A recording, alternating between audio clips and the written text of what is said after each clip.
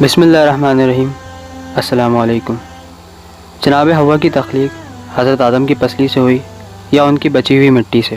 ہماری ویڈیو کو لائک کریں، کمنٹ کریں، شیئر کریں اور لیٹسٹ اپڈیٹ کے لیے چینل کو سبسکرائب کریں اور بیل آئیکن پر کلک کریں۔ دنیا میں ایک انتہائی خوبصورت جگہ ہے جو درختوں سے پر اور سرسبز و شاداب ہے، اسے بہشت دنیا کہتے ہیں۔ اللہ تعالیٰ نے حضرت آدم کو وہاں پر پیدا کیا اور ان میں انسانی روح پھونکی، پھر فرشتوں کو حکم دیا کہ انہیں سجدہ کریں۔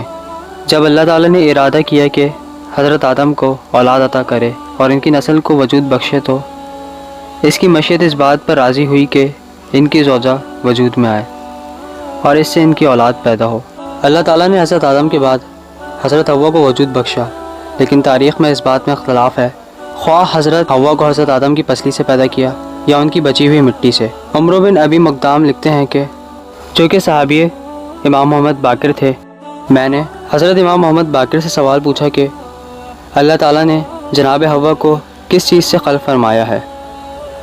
امام باقر نے فرمایا کہ اس بارے میں عام لوگ کیا سوچتے ہیں؟ پھر اس پر عمرو بن ابی مقدام نے کہا کہ لوگ تو یہ کہتے ہیں کہ اللہ تعالیٰ نے حضرت حوا کو حضرت آدم علیہ السلام کی ایک پسلی سے خلق کیا ہے، جس پر امام باقر نے فرمایا کہ وہ لوگ غلط سوچتے ہیں۔ پھر عمرو بن ابی مقدام نے کہا کہ اے فرزند رسول، آپ پر قربان جاؤں، پھر اللہ تعالیٰ نے جناب حوا کو کس چیز سے خلق فرمایا تھا؟ حضرت امام باقر نے فرمایا کہ میرے پدر گرامی نے اپنے بابا اور انہوں نے رسول خدا سے نقل کیا ہے کہ آپ صلی اللہ علیہ وآلہ وسلم نے فرمایا، خداوند متعال نے کچھ مقدار خاک لے کر اسے اپنے دستے قدرت سے مخلوط کیا اور اس سے حضرت آدم کو خلق کیا، پھر ان سے جو مٹی بچ گئی اس سے حضرت حوا کو پیدا فرمایا۔ اس طرح حضرت آدم کی تنہائی ختم ہوئی اور حضرت حوا سے وہ مانوس ہو گئے۔